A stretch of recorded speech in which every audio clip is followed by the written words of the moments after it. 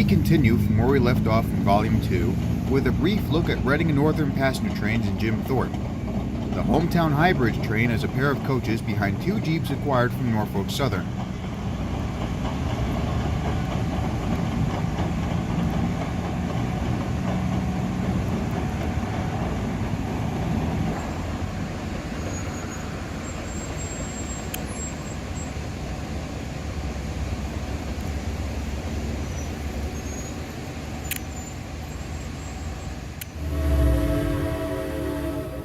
This is from the 2016 Autumn Leaf Excursion. 425 is heading for the turntable to prepare for the return trip to Port Clinton. The following year, the Autumn Leaf Excursions would have a longer trip as they would start their journey further west from a new station in Reading.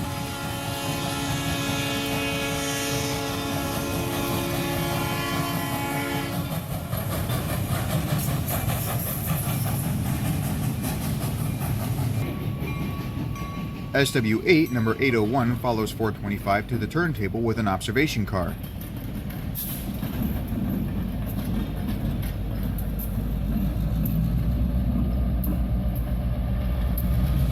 The beautiful 462 built by Baldwin in 1928 will pass a switch and wait in the siding for the excursion to get ready.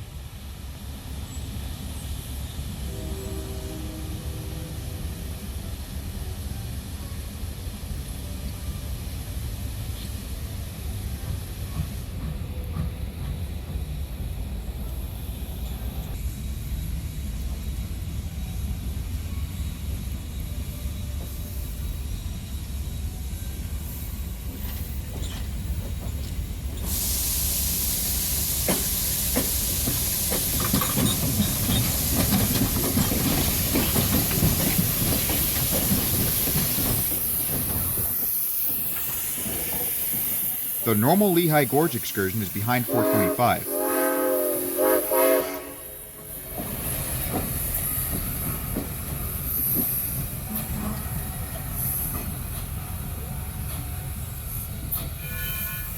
Another steam engine worth watching is Black Ribbon Western's number 60.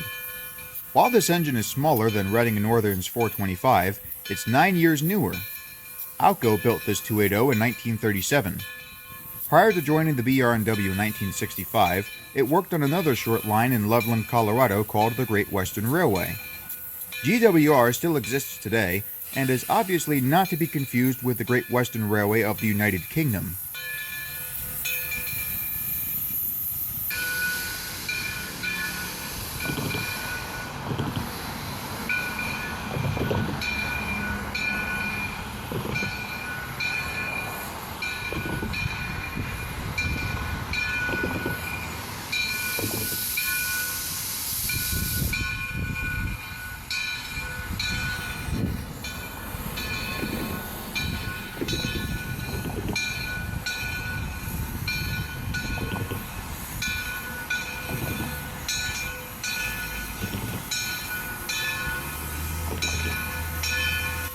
Several vehicles ignored the flashing red lights, so the train had to stop and wait. Some drivers in Flemington tend to be impatient, but you must always stop for a train regardless of its speed.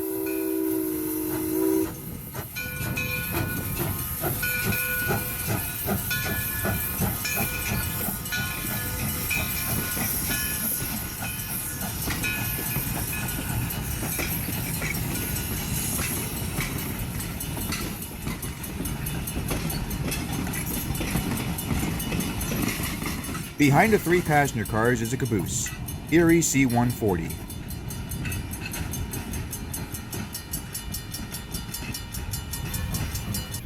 On a colder day, 60 is spotted in Ringo's. It is again pulling a three-car train with Erie C-140.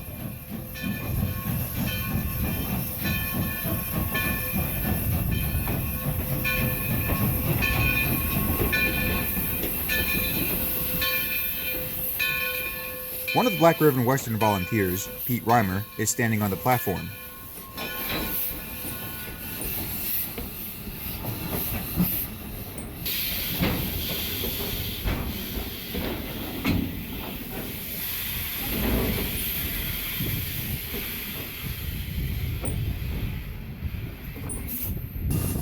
While the train waits for its passengers to get on board, We admire the engine and some of the other equipment.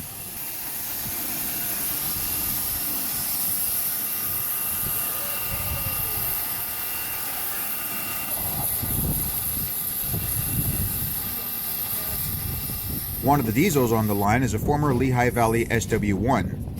It was repainted into Black River Western 400 to honor one of the first diesels operated on the BR&W, and to celebrate their 50th anniversary. Since 60 is pulling the train backwards, the engineer must blow the whistle 3 times. If it was running forward, only 2 blasts from the whistle are required.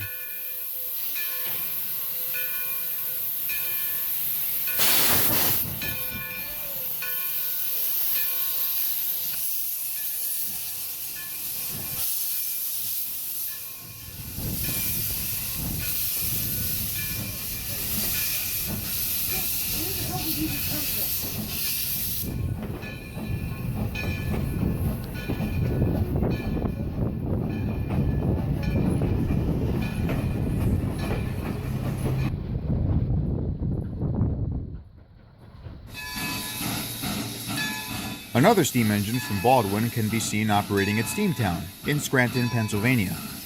Engine 26 was restored in 2015 and repainted into green.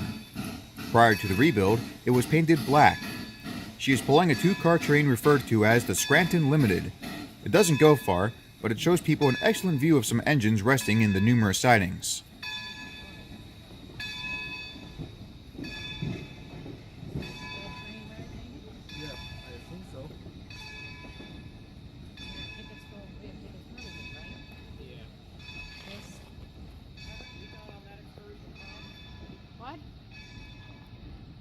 As the train backs up, it passes a Canadian Pacific Jubilee.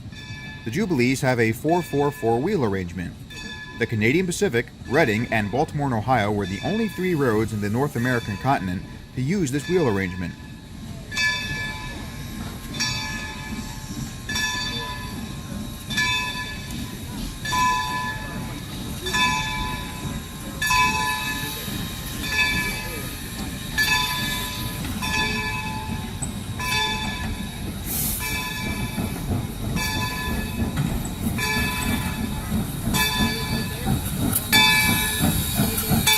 We get another view of Baldwin Locomotive Works number 26 as we start a slideshow. Another Canadian locomotive in Steamtown is Canadian National number 47. This rusty 10-wheeler is nickel plate road number 44. Another nickel plate engine at Steamtown is GP9 514. It normally pulls the Scranton Limited but broke down and was having its prime mover repaired. This is a 280, Rahway Valley Road number 15. This Lackawanna painted unit is an F3. At one time it was painted in Jersey Central colors and could be seen in Jim Thorpe on the Reading and Northern. Unlike F unit number 663, this 260 is actually from the Lackawanna. It is number 565. Nickel plate Berkshire number 759 used to pull excursions in the 60s and 70s, but now it's retired while her sister number 765 handles the excursions. Canadian Pacific number 2317 was also retired much more recently in 2012. Next to her is Canadian National number 3254. Another picture of the Mikado shows a small track vehicle behind her tender. From the Canadian National subsidiary is Grand Trunk Western 482 6039. More engines can be seen back outside, including a pair of Reading F units with Reading 4A4 2124. And of course, there's also Union Pacific 4012. While this engine may not pull excursions like 4014, it's still nice to look at. We are now on our way to watch my cousin in the baseball game. The location is upstate New York.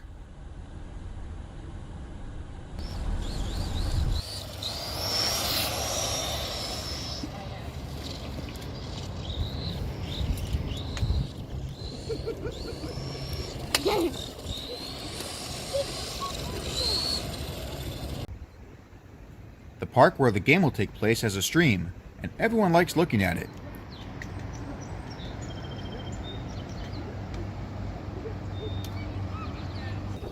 Even a dog has fun in the water.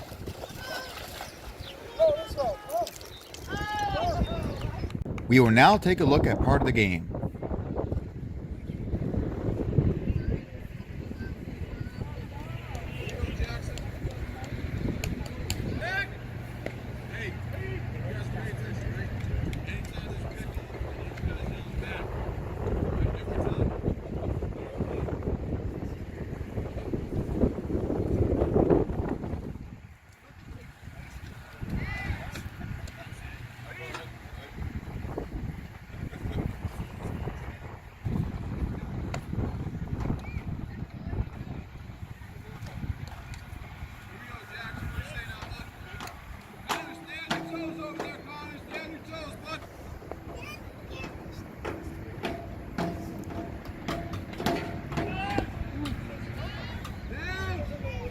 For an hour. At 2 o'clock. So what's happening?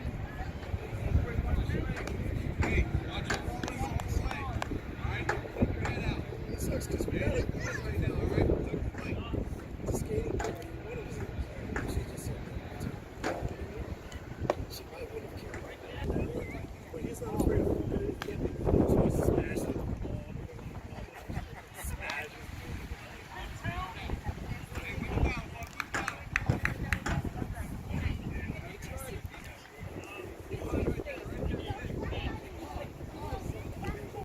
After the game was over, my cousin and I went to Croton Harmon to watch Amtrak and Metro North passenger trains. Up first is one of Amtrak's Phase 3 Heritage units pulling 5 Am fleets. This could be the Ethan Allen Express, named after an American soldier who fought in the Revolutionary War. Ethan Allen is also one of the founders for the state of Vermont. Metro North trains go as far north as Poughkeepsie, while Amtrak trains use this line to get trains up to Albany and Niagara Falls. This train, the Lakeshore Limited, goes a further distance to reach Chicago.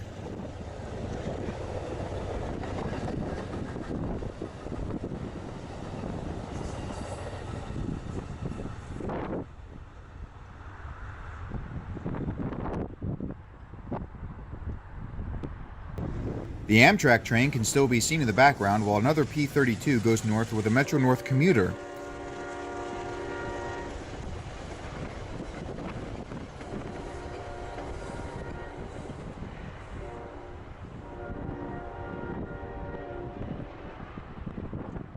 Seven passenger cars headed for Grand Central Terminal in New York City. P-32 ACDM number 213 pushes the train south.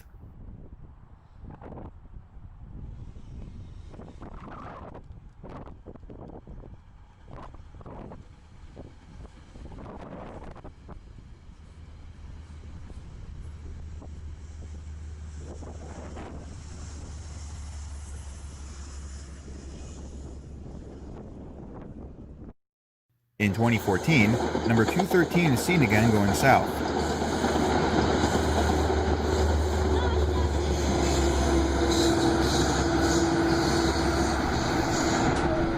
We are on board the Capitol Limited as we approach Cumberland, Maryland.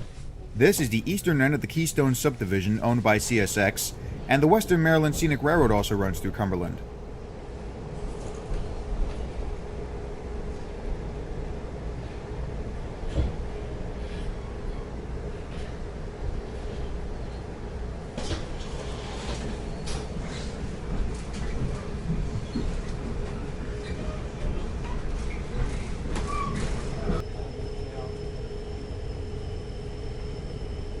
A Dash 9 and a Dash 8 wait in a siding with a road slug rebuilt from a GP30. 2 more Jeeps are behind the road slug.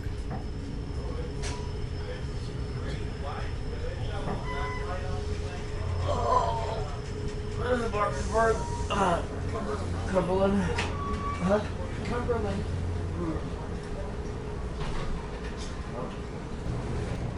A pair of AC 4400 CWs passes our train as we stop at the station. One of the engines is still wearing the classic CSX livery, while another one wears the newer livery referred to as Dark Future.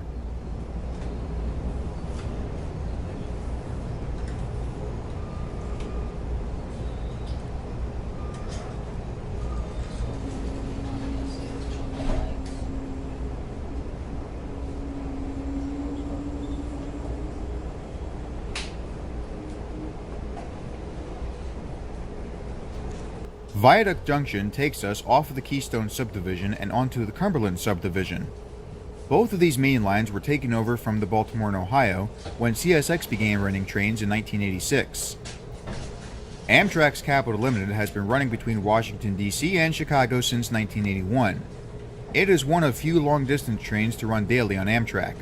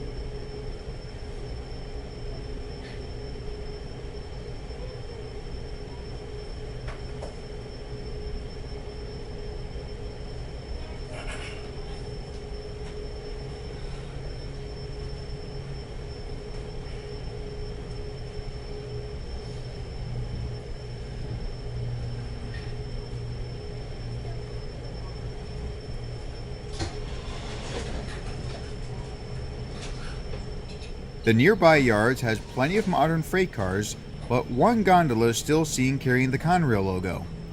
It also has New York Central initials, which gives CSX crews an easier time to distinguish which cars belong to them. Norfolk Southern cars that still carry the Conrail logo still have CR initials.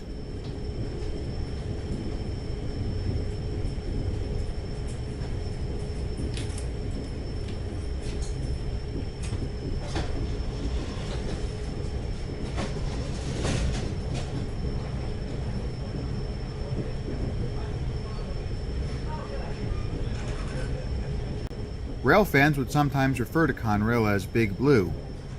That slogan is seen on one of the CSX boxcars.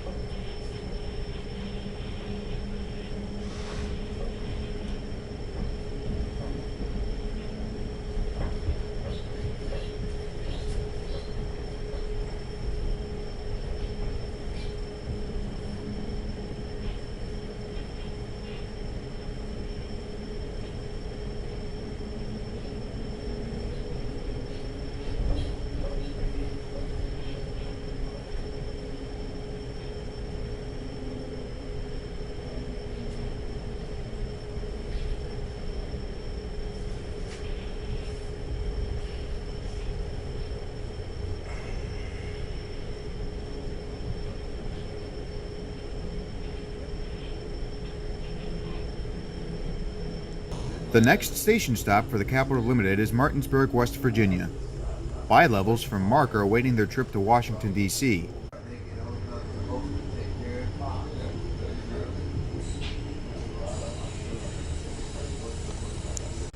The station is near an old roundhouse and locomotive shop that once served the Baltimore and Ohio. Ladies and gentlemen, this is my coach Patrick. The second coach is opening up in Martinsburg, West Virginia. Now arriving in Martinsburg, West Virginia, please look around for your late belongings because they don't downstairs where you see a uniformed employee.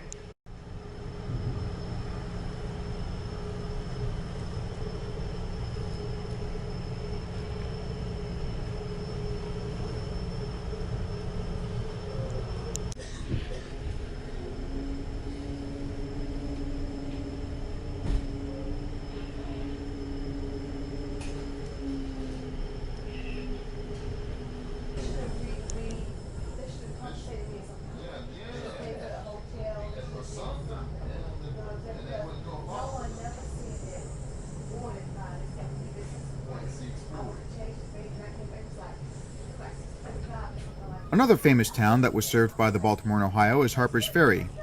This town is also rich with history from the Civil War.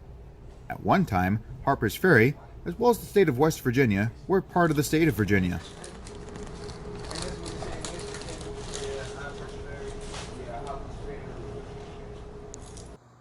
We'll watch more CSX trains passing the station in 2014.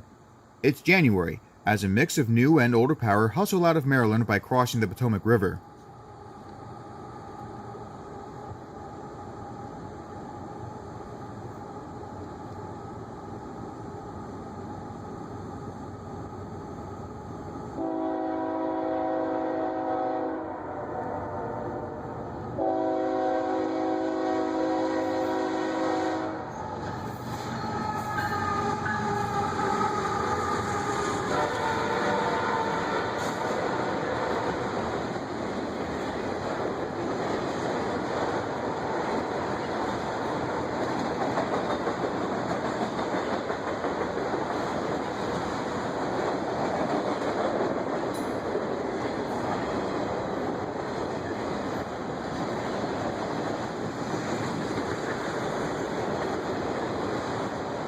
This Outrage unit train has some cars carrying fallen flag logos. The first one we spot is the Burlington Northern. The other two are Conrail and Southern Pacific.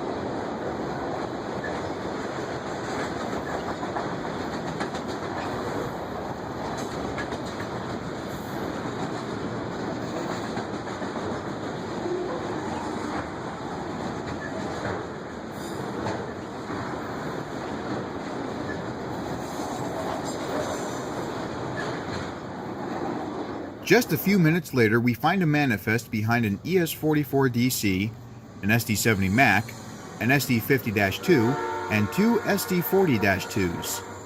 More fallen flags can be seen in the form of boxcars. They carry Southern and Wisconsin Central lettering.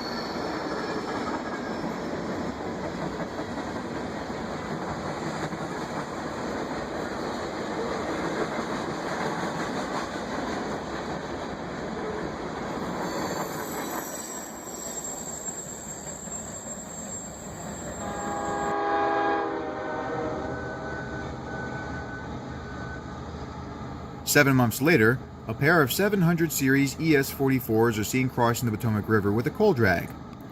The station that this train is passing was built in 1889 and is owned by the National Park Service.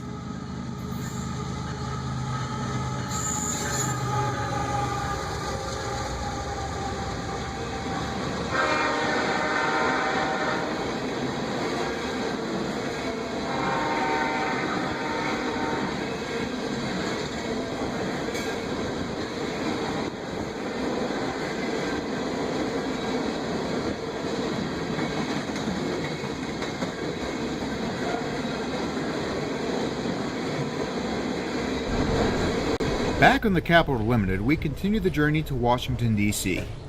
Only one more station stop has to be made before we reach the end of our journey.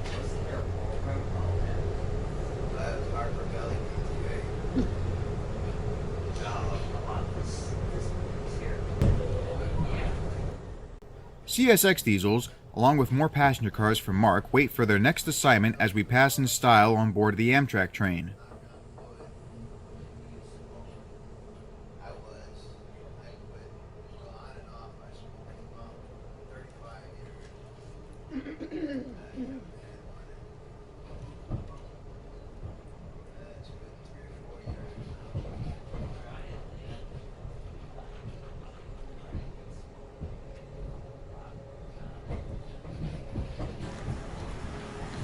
Mark trains also serve Washington, D.C. along with Amtrak and Virginia Railway Express.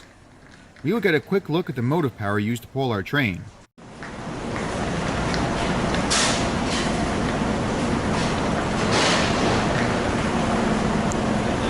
One of the locomotives was the Veterans Unit.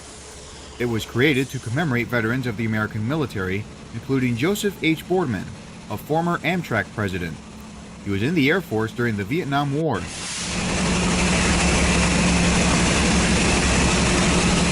We get a glimpse of an ACS-64 and two Acellas.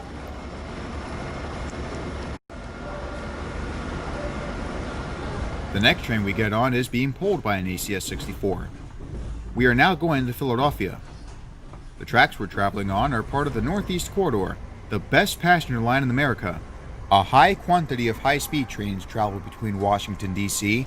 and Boston, Massachusetts.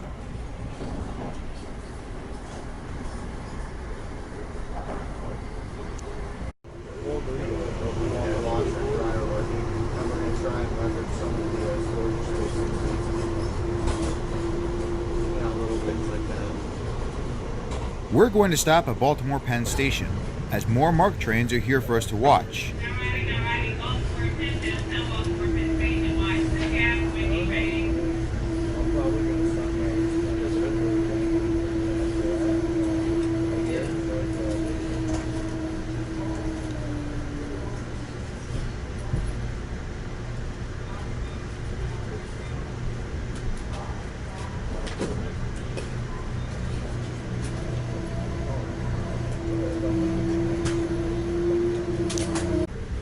We quickly start our journey again.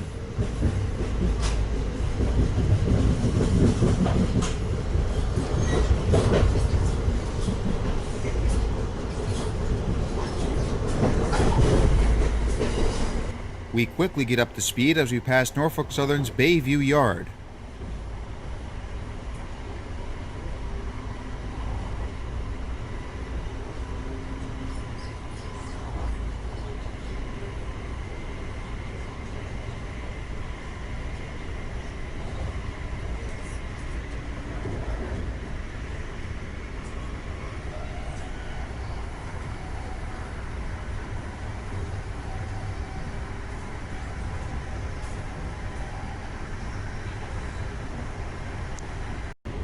Three bridges are used to cross three rivers. First, we go over Gunpowder River.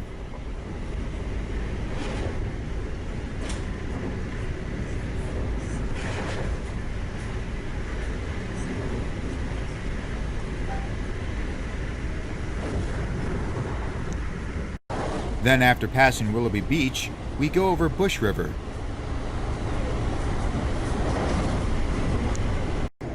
What should we approach next but the Susquehanna River? The remains of an abandoned bridge can be seen as we enter the town of Perryville.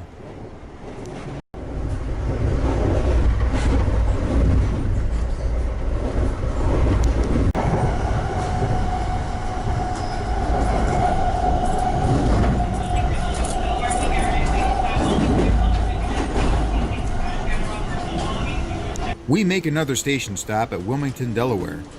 A SEPTA passenger train leaves while we approach the station.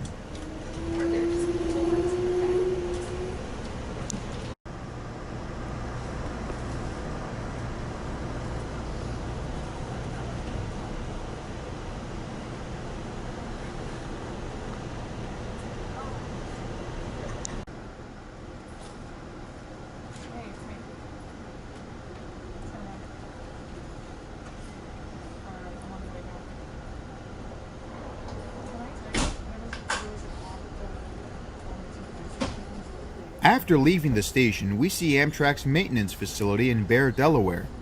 This is where all of the HHP-8s are being kept, along with several AEM-7s and a P-40DC still wearing Phase 4 paint.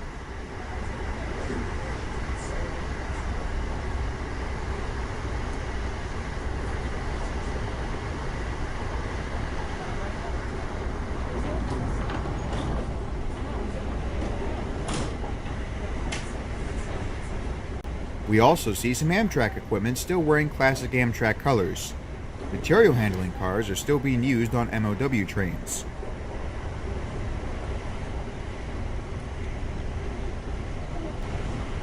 Hoppers can be seen as we enter Pennsylvania. It doesn't take us long to approach Philadelphia.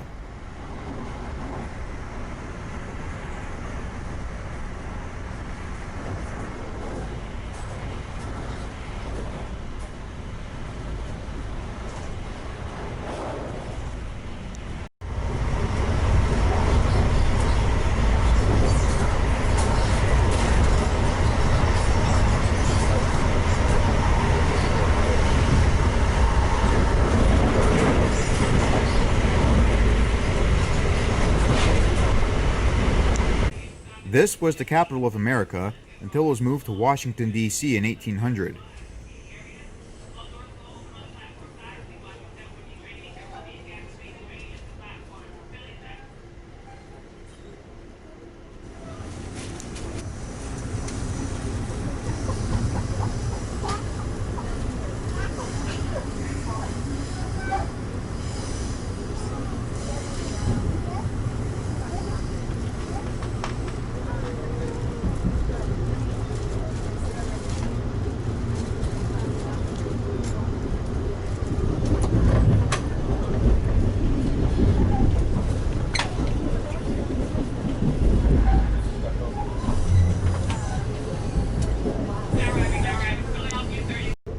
One of New Jersey Transit's Atlantic City trains and a ballast train can be seen as we enter 30th Street.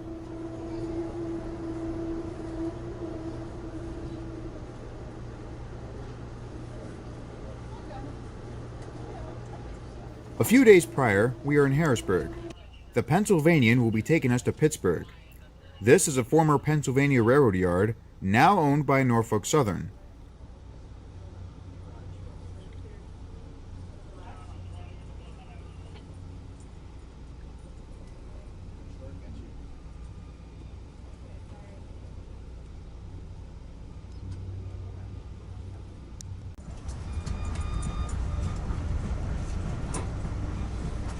Please. You were sitting right here? Okay. I was, yeah. No problem. Thank you very much. You're welcome.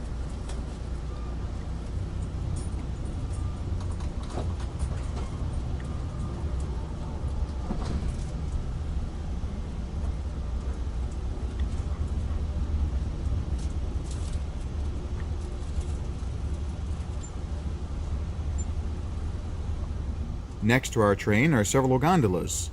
One still carries Penn Central lettering, and we also counter a Conrail caboose.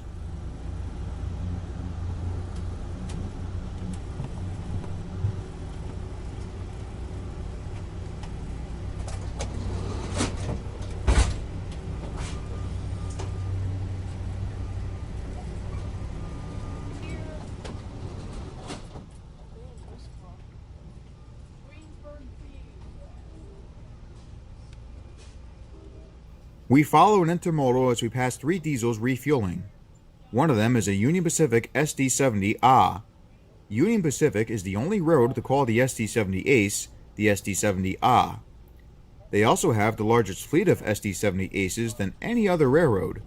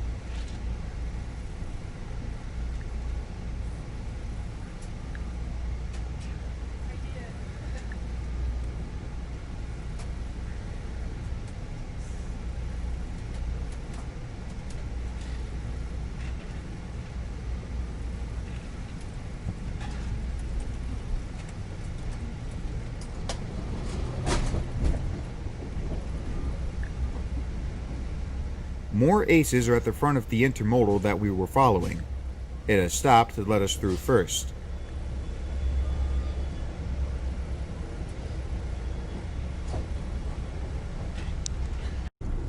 The Susquehanna River is seen again as we leave Harrisburg.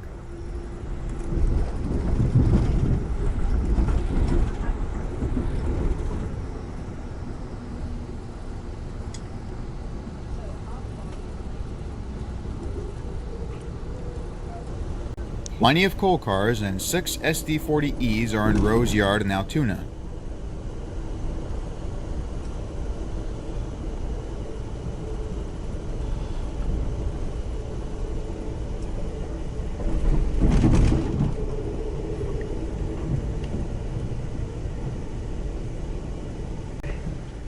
We also look at the Juniata shops where numerous diesels are being maintained.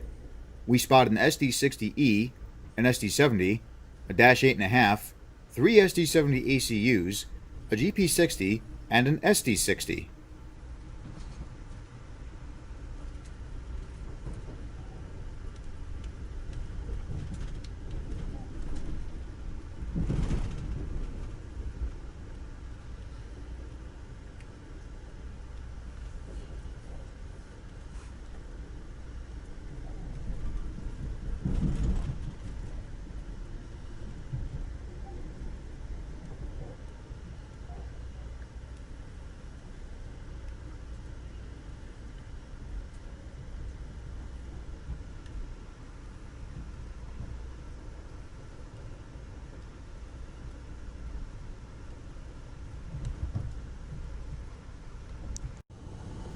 Altoona's Railroaders Memorial Museum is next to the Amtrak station. The Pennsylvanian makes a stop here and continues the westbound trip to Pittsburgh.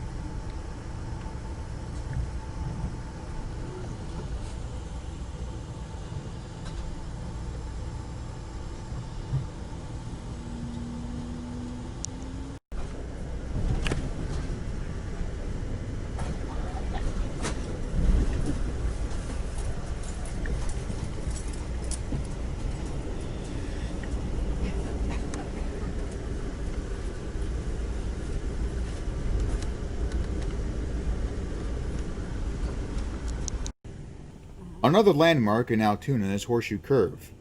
GP9 number 7048 is on display where K4 Pacific number 1361 was placed.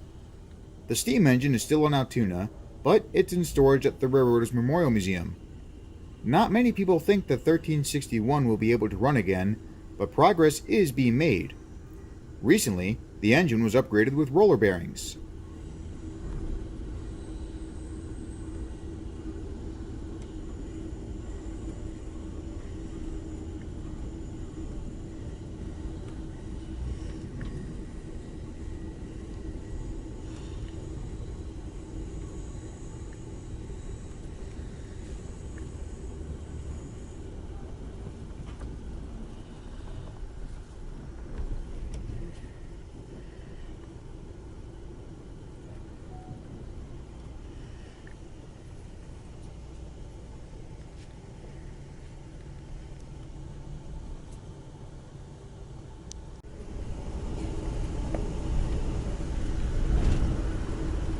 ES44AC number 8162 leads a freight that will soon go down Horseshoe Curve.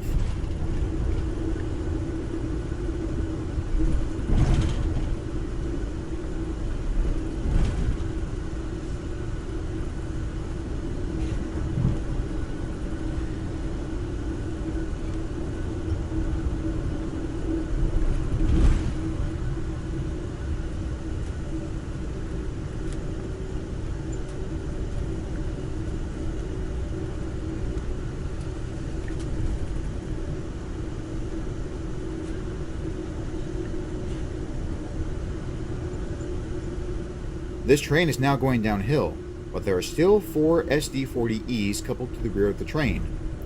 These engines were once SD50s, but they were rebuilt due to reliability issues. It's dark outside as we look at the Pennsylvanian. All the passengers have gotten off, and the train will now be put into storage. It will spend the night in Pittsburgh and leave early tomorrow morning. It's a guaranteed connection with the Capital Limited.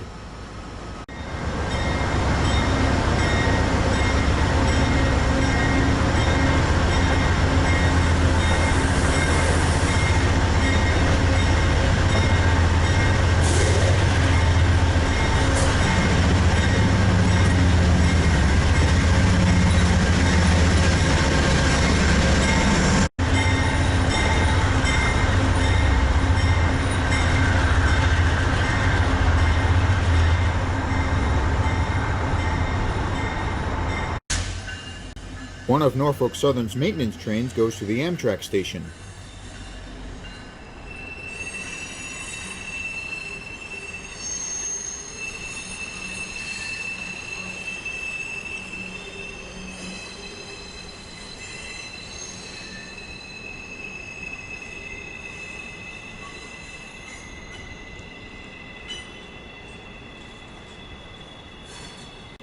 We get a better view from a nearby parking garage as an SD70M and SD60I follow the maintenance train.